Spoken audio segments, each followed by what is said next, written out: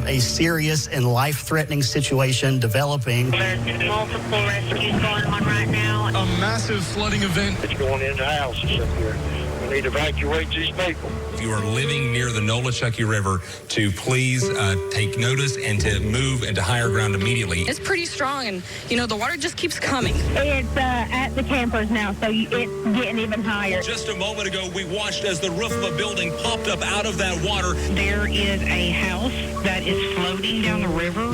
It does have people inside it. All night I kept praying, repeating the Lord's Prayer and the 23rd Psalm. We need help. It is coming into the hospital now. We need help now. I called my wife and kind of said, hey, we might not make it, Love you.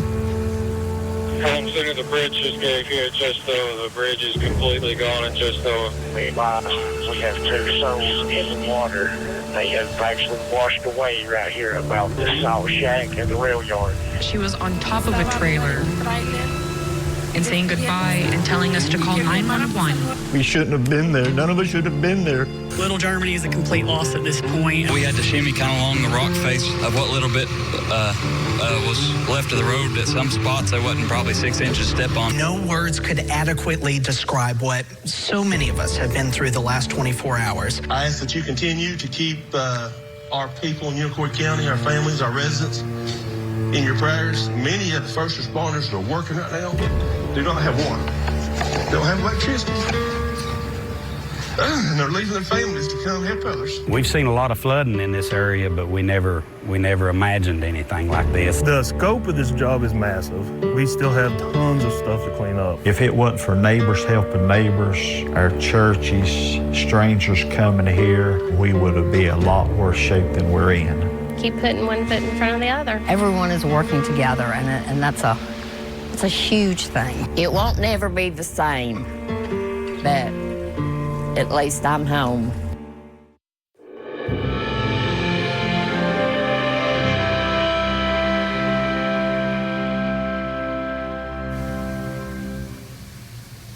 Good evening, everyone. It was 1 year ago that we met here, shell-shocked by what had just happened as the horror that was Helene ravaged our region. Many people lost their homes, many lost their lives and loved ones, and most everyone else at least lost power, water, cell service, or knew someone who was impacted.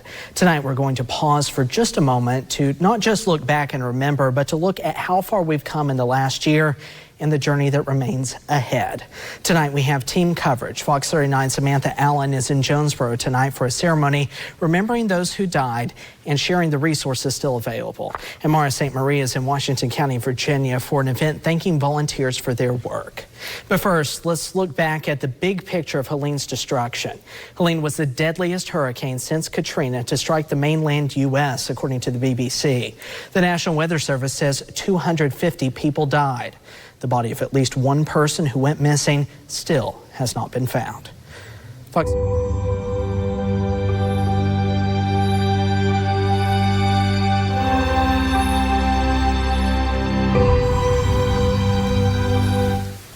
Fox 39's Samantha Allen leads off our coverage tonight from Washington County, Tennessee. Tonight, neighbors came together for an event they're calling A Day When Reflection Gives Way to Hope. 1 year after Hurricane Helene left behind destruction and heartbreak, hundreds gathered in Jonesboro to honor those lost and to celebrate how far they've come. It's hard to believe it's been a year. Here it is a year later from Helene. The evening included booths from organizations who've helped families rebuild and recover, along with free meals, live music, and a message of hope. Well, we've entitled this event, that reflection gives way to hope. And the hope that we're going to talk about tonight is the hope that lasts, the hope in God. For some, like Robin Mendelson, the night was deeply personal. She survived the floodwaters of Helene and shared her story of resilience with me. We were begging, please send somebody, please send somebody.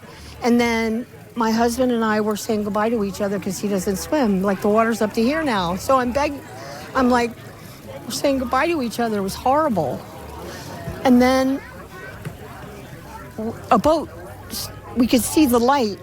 And while the event honored lives lost, it was also a time to look ahead, reflecting on how far the community has come and finding healing and hope. Grab a hold of that hope that is eternal it's immovable. Washington County, Tennessee continues to move forward 1 year after Helene. The community hopes this message of reflection and hope continues to guide the community in the years ahead. In Jonesboro, Samantha Allen, Fox 39, News at 10. Helene's impact stretched far beyond our region. This is a map showing where people died. The highest number of deaths was in North Carolina. 18 people died in Tennessee and 3 in Virginia. Taking a look closer to our region, the largest number of North Carolina's deaths were in the Asheville area at 43. 8 people died in Unicoi County. In Carter County, the community tonight is coming together to remember and reflect. The Carter County Long-Term Recovery Group organized a gathering at Hampton Elementary School this morning. The event included prayers from local faith leaders, survivor testimonies, and a candlelight remembrance to honor those impacted by the storm. Long-term recovery here in Carter County, along with so many community partners, did not want this day to go without being recognizing survivors and our whole community. A year has passed and a lot has been done, but there is still so much to do. So we're so thankful to all of our partners and community leaders that are here to remember and reflect and support folks that are still in the recovery process. That vigil serving as a reminder of the lives impacted and the resilience shown in the year since Helene. Johnson County celebrated the strength of their community this morning. First Christian Church in Mountain City held a community prayer breakfast with local politicians and community members. Several residents lost their homes and land, and one resident there lost their life.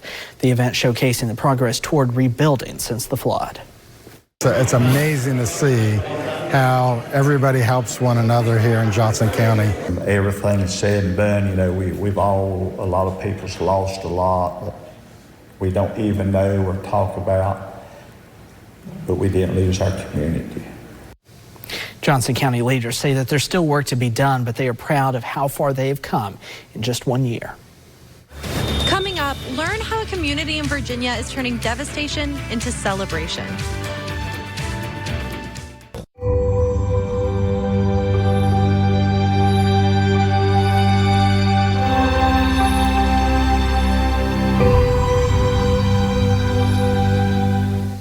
From devastation to celebration. That was the saying for a community event in Taylors Valley today that's using Helene's 1-year anniversary as a way to celebrate progress and thank those who helped during challenging times. Fox 39's Mara St. Marie takes us to that event. The Community Club of Taylors Valley, Virginia, inviting first responders, volunteers, and everyone else who helped during the devastating floods of Helene celebrate 1 year later. Savor this moment, because other communities don't have this. Church of Brethren pastor John Coleman says Taylors Valley is unlike other communities in Southwest Virginia. He says its closeness makes them unique and special. Savor the family, savor the sense of community, because we don't see this much in our nation, in our state, but Taylors Valley, we have it. It's amazing. Coleman tells me being so close makes positivity easier for the community. Since the flood, Taylors Valley has celebrated every small victory, from the arrival of Swiftwater Rescue to the rebuilding of homes. That's why Community Center President Janet Bowling says the 1-year anniversary slogan was devastation to celebration. It speaks of what we've gone through. We were totally devastated at the beginning, and this is our celebration today. And it's just good to know that we've come so far. More than anything, Bowling organized the event as a way to thank those who helped during the floods. We have had a tremendous outpouring of love. Bowling says the community is ready to heal, and this celebration is a mark of that. I really think we're on the right track to be able to move forward. Today is our new beginning. In Taylors Valley, Mara St. Marie, Fox 39 News at 10. In Unicoi County, the community is marking this somber anniversary by honoring the men and women who stepped up when the storm hit. County leaders hosted a first responders appreciation event to recognize firefighters, law enforcement, EMTs, and volunteers who worked around the clock to save lives. The 1-year anniversary of Hurricane Helene, and we wanted to just have a day to come together and a day of fellowship, be with one another, just to thank everybody, to thank the community, all of our volunteers that have came and worked so hard. Organizers also say they hope this tribute reminds the community of all the first responders' sacrifices during Helene. The Damascus community spent the day focusing on hope. Community members gathered in the town park for what they called Hope Floats, hearing from local and state leaders about the recovery process, thanking first responders, and celebrating how far they've come. There was also live music, free ice cream, and a rubber duck race as part of that event. Recovery has gone remarkably well. We've had every level of government working together to rebuild and recover, and it's been something to watch. Local leaders want to remind folks Damascus is open for business. Up next, flooding across the region today, having an impact in the Smoky Mountains. The areas of the park now closed.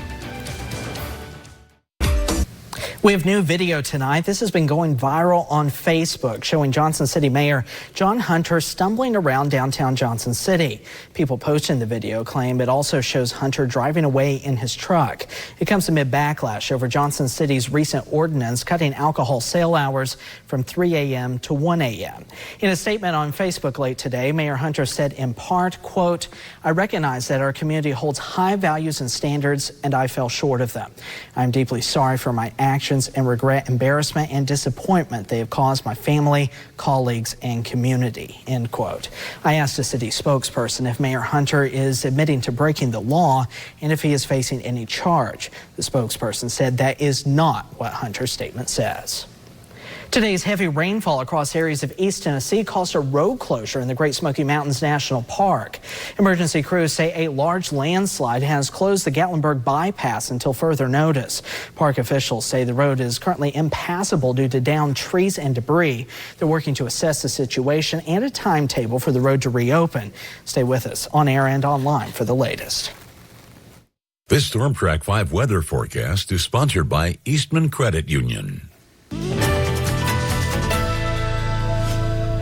Well, we also had some strong thunderstorms move through the area, bringing anywhere from 1, possibly even up to 2.5 inches across southwest Virginia, even into northeast Tennessee. But right now, as we take a live look from the Eastman Credit Union camera network over downtown Jonesboro, very quiet, calm conditions. Temperatures into the 50s and low to mid 60s across the area. And just a few isolated showers continuing to still hang around, especially near Elizabethton, western portions of near Johnson City into Washington County, just north of Greenville. But other than that, we will continue to see those clouds decreasing and areas of fog will be developing, since some of that could be dense, especially early tomorrow morning. So overnight, we'll see some dry conditions. Into Monday, I think most everyone is going to stay dry.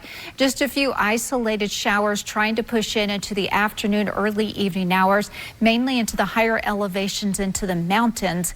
But then we do have another round as we're heading into Monday. Temperatures for tonight dropping into the mid to upper 50s, close to 60 degrees. So out the door tomorrow morning, cloudy skies, 60 degrees by 8. By 10, mix of sun and clouds, 65 degrees, and a little bit warmer than what we had for today, 80 in the Tri-Cities, mid to upper 70s across North Carolina mountains, as well as into southwest Virginia.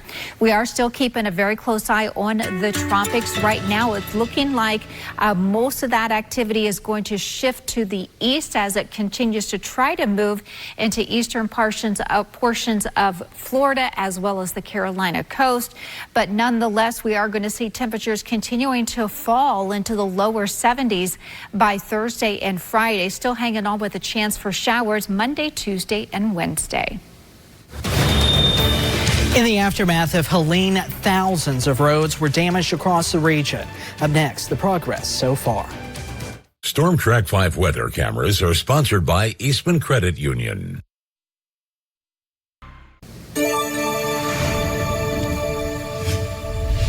The work to repair roadways after Helene continues. In Tennessee, just 2 state roads remain closed. Those include a bridge on State Route 353 in Washington County and a section of U.S. Highway 321 on the Johnson and Carter County line. 49 state roads were closed when the storm struck. In North Carolina, officials say nearly 1,500 roads were closed by Helene. Today, just 35 remain closed. Another 39 have partial access.